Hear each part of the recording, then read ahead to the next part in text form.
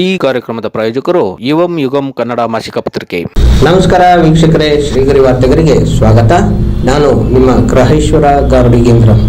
Mysuru June 22. Kaveri ನೀರಿನ ವಿಚಾರದಲ್ಲಿ ರಾಜ್ಯಕ್ಕೆ ಆಗುತ್ತಿರುವ ಅನ್ಯಾಯಗಳನ್ನು ಖಂಡಿಸಿ ಕಾವೇರಿ ಕ್ರಿಯಾ ಸಮಿತಿ ವತಿಯಿಂದ ಅಧ್ಯಕ್ಷರಾದ ಎಸ್ ಜಯಪ್ರಕಾಶ್ ರವರ ನೇತೃತ್ವದಲ್ಲಿ ಎಂದಿನಂತೆ ಸಹಿ ಸಂಗ್ರಹ ಕಾರ್ಯಕ್ರಮವನ್ನು ನಡೆಸಲಾಯಿತು.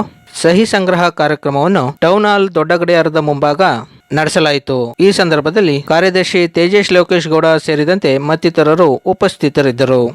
ಆಗಮಿಸಿ ಈ ಸಹಿ ಸಂಗ್ರಹ ಅಭಿಯಾನಕ್ಕೆ ಸಹಿಯನ್ನ ಮಾಡಬೇಕು.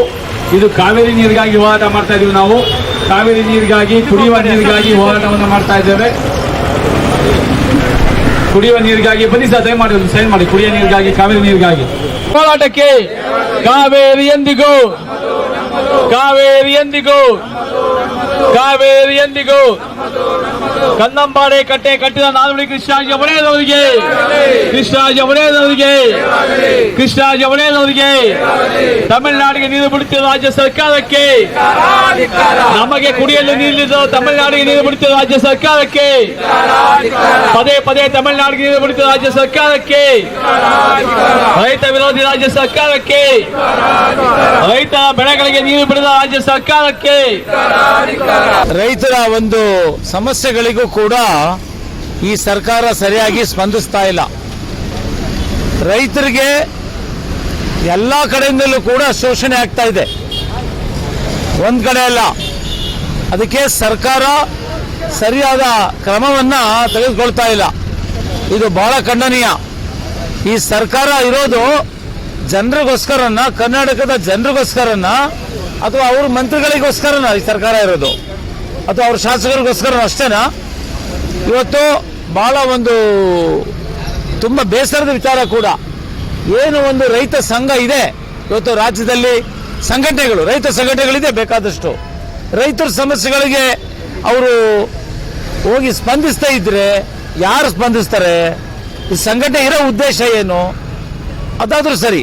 ನಾವು ಕಾವೇರಿ ನೀರಿಗೋಸ್ಕರ ಈ ಕಾವೇರಿ ಕ್ರಿಯಾ ಸಮಿತಿ ಆಶ್ರಯದಲ್ಲಿ ಕಳೆದ 10 ತಿಂಗಳಿಂದ ನಾವು ಧರಣಿ ಮಾಡ್ತಾ ಇದ್ದೀವಿ, ಅದು ಸರಿ. ಆದರೆ ರೈತರ ಸಮಸ್ಯೆಗಳಿಗೂ ಕೂಡ ನಾವು ಕೈಲಾದಷ್ಟು ನಮ್ಮ ಕಾವೇರಿ ಕ್ರಿಯಾ ಸಮಿತಿ ಅವರಿಗೆ ಅವರ ಸಮಸ್ಯೆಗಳನ್ನ ಬಗೆಹರಿಸಲಿಕ್ಕೆ ಹೋರಾಟವನ್ನು ಕೂಡ ಮಾಡ್ತಾ ಇದೆ. ಕೇವಲ ಕಾವೇರಿ ನೀರು ಅಷ್ಟೇ ಅಲ್ಲ. ಆದರೆ ಸರ್ಕಾರ ಏನ್ ಮಾಡ್ತಾ ಇದೆ? ರೈತರು ಅವರು ಏನೋ ಬೀಜ ತಗೊಳ್ಳೋದಾಗ್ಲಿ, ಅಥವಾ ಟ್ರಿಲ್ಲರ್ ತಗೊಳ್ಳೋದಾಗ್ಲಿ, ಅವರು ಈ ಟ್ರ್ಯಾಕ್ಟರ್ ತಗೊಳ್ಳೋದಾಗ್ಲಿ, ಲೋನು ಮತ್ತೊಂದು ಎಲ್ಲ ಬಹಳ ಶೋಷಣೆ ನಡೀತಾ ಇದೆ ಇವತ್ತು ರೈತರಿಗೆ. ಅವ್ರೇನೋ ಸ್ವಲ್ಪ ಸಾಲ ತಗೊಂಡಿದ್ರೆ ಟೈಮು ಕೊಡ್ತಾ ಇಲ್ಲ, ಮನೇನೆ ಸೀಸ್ ಮಾಡ್ಕೊಂಡು ಹೋಗ್ತಾ ಇದಾರೆ. ಇಂಥ ಒಂದು ಪರಿಸ್ಥಿತಿಯಲ್ಲಿ ರೈತರಿಗೆ ಸಾಲ ಮನ್ನಾ ಮಾಡ್ತೀವಿ ಅಂತ ಹೇಳಿದ್ರು, ಅದನ್ನು ಕೂಡ ಮಾಡಿಲ್ಲ. ಈ ಭಾಗದಲ್ಲಿ ರೈತರುಗಳು ಬಹಳ ತೊಂದರೆ ಅನುಭವಿಸ್ತಾ ಇದ್ದಾರೆ. ಅದರಲ್ಲಿ ವಿಶೇಷವಾಗಿ ಮೈಸೂರು, ಮಂಡ್ಯ ಭಾಗದ ರೈತರು ಬಹಳ ತೊಂದರೆ ಅನುಭವಿಸ್ತಾ ಇದ್ದಾರೆ. ಅವರ ಸಮಸ್ಯೆಗಳಿಗೆ ಸರ್ಕಾರ ಸ್ಪಂದಿಸ್ತಾ ಇಲ್ಲ. ಅದ್ರ ಜೊತೆಗೆ ನಮ್ಮ ಕಾವೇರಿ ನೀರು ವಿಚಾರದಲ್ಲೂ ಕೂಡ ತುಂಬಾ ಉದಾಸೀನ ಮಾಡಿ ನೆಗ್ಲೆಕ್ಟ್ ಮಾಡ್ತಾ ಇದ್ದಾರೆ. ಏನಕ್ಕೆ ಮಾಡ್ತಾ ಇದ್ದಾರೋ ಗೊತ್ತಿಲ್ಲ. ಅವರು ಇತಿಹಾಸದಲ್ಲೇ ಈ ಕಾಂಗ್ರೆಸ್ ಸರ್ಕಾರ ಬರಲ್ಲ ಅಂತ ಕಾಣುತ್ತೆ ಮುಂದಿನ ದಿವಸಗಳಲ್ಲಿ ಈ ರಾಜ್ಯದಲ್ಲಿ. ಆ ರೀತಿ ನಡ್ಕೋತಾ ಇದ್ದಾರೆ ಈ ಸರ್ಕಾರ. ಈ ಸರ್ಕಾರದ ನೇತೃತ್ವ ವಹಿಸಿರುವಂತಹ ಸಿದ್ದರಾಮಯ್ಯ ಅವರು ಇರ್ಬೋದು, ಉಪಮುಖ್ಯಮಂತ್ರಿ ಏನ್ ನೀರಾವರಿ ಜವಾಬ್ದಾರಿ ಹೊತ್ತಿದ್ದಾರೆ ಡಿ.ಕೆ. ಶಿವಕುಮಾರ್ ಅವರು. ಕಾವೇರಿ ನೀರು ವಿಚಾರದಲ್ಲಿ ಅವ್ರಿಗೇನು ಸಂಬಂಧವೇ ಇಲ್ಲ ಅನ್ನೋ ರೀತಿಯಲ್ಲಿ ವರ್ತಿಸ್ತಾ ಇದ್ದಾರೆ.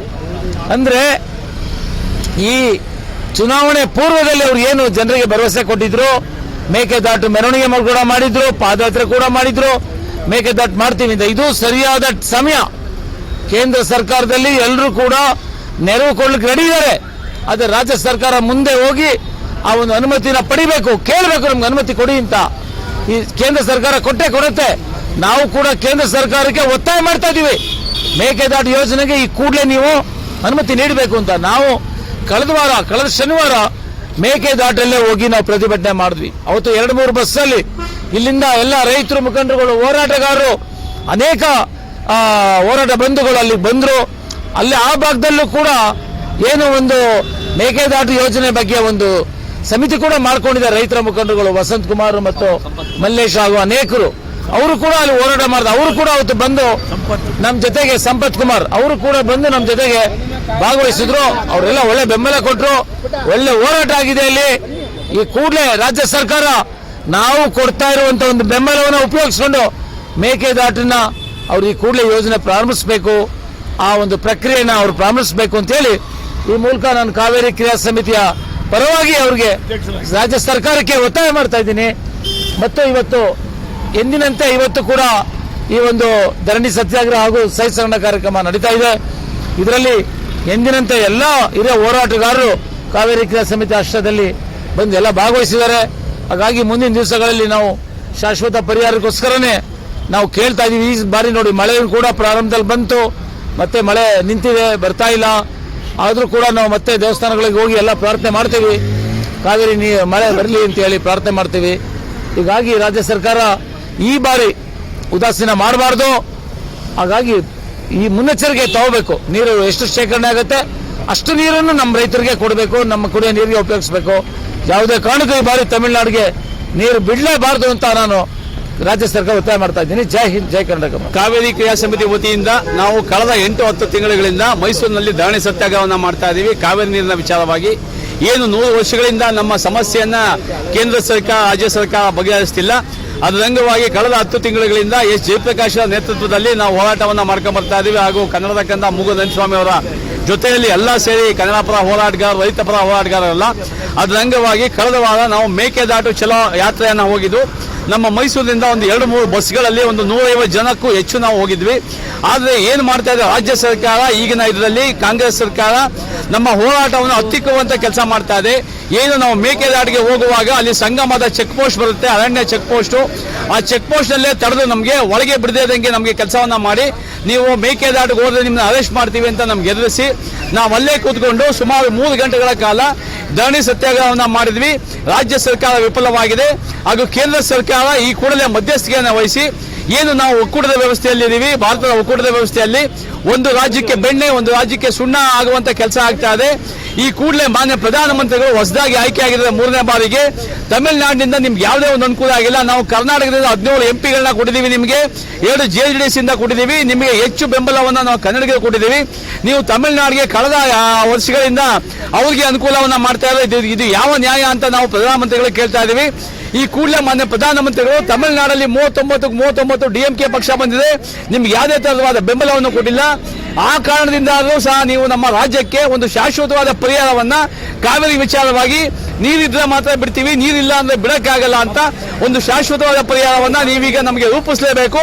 ಜೊತೆಗೆ ಏನು ನಮ್ಮ ರಾಜ್ಯದಿಂದ ಆಯ್ಕೆಯಾಗಿದ್ದಾರೆ ಮಾನ್ಯ ಕುಮಾರಸ್ವಾಮಿ ಅವರು ಚುನಾವಣೆಗೆ ಮುಂಚೆ ಮಂಡ್ಯದಲ್ಲಿ ನಾನು ಕಾವೇರಿ ನೀರಿನ ವಿಚಾರವನ್ನ ಸಾಲ್ವ್ ಮಾಡ್ತೀನಿ ಅಂತ ಗೆದ್ದರೆ, ಹಾಗೂ ಮೇಕೆದಾಟು ಯೋಜನೆಯನ್ನ ಜಾರಿಗೆ ತರ್ತೀನಿ, ನನಗೆ ಓಟನ್ನು ಹಾಕಿ ಅಂತ ಹೇಳಿದ್ರು. ಹಾಗೆ ನಮ್ಮ ಮಂಡ್ಯದ ಜನತೆ, ಕಾವೇರಿ ಜನತೆ ಅವ್ರನ್ನ ಗೆಲ್ಲಿಸಿದ್ದಾರೆ. ಈ ಕೂಡಲೇ ಅವರು ಕಾರ್ಯಪ್ರವೃತ್ತರಾಗಿ ನಮ್ಮ ಕಾವೇರಿ ನೀರಿನ ವಿಚಾರವಾಗಿ ಶಾಶ್ವತವಾದ ಪರಿಹಾರವನ್ನು ಕೊಡಬೇಕು ಅಂತ ನಾವು ಒತ್ತಾಯವನ್ನ ಮಾಡ್ತಾ ಇದ್ದೇವೆ. ಜೈ ಹಿಂದ್, ಜೈ ಕರ್ನಾಟಕ. ಮತ್ತೆ ಮುಂದಿನ ವಾರ್ತೆಗರಿಯಲ್ಲಿ ಭೇಟಿಯಾಗೋಣ. ಶ್ರೀಗರಿ, ನಿಮ್ಮ ಮನದಾಳದ ಗರಿ. ನಮಸ್ಕಾರ. ಶ್ರೀಗರಿ, ನಿಮ್ಮ ಮನದಾಳದ ಗರಿ. ಶ್ರೀಗರಿ, ನಿಮ್ಮ ಭಾವನೆಗಳ ಗರಿ. ಶ್ರೀಗರಿ, ನಾಡಿನ ಹೆಮ್ಮೆಯ ಗರಿ.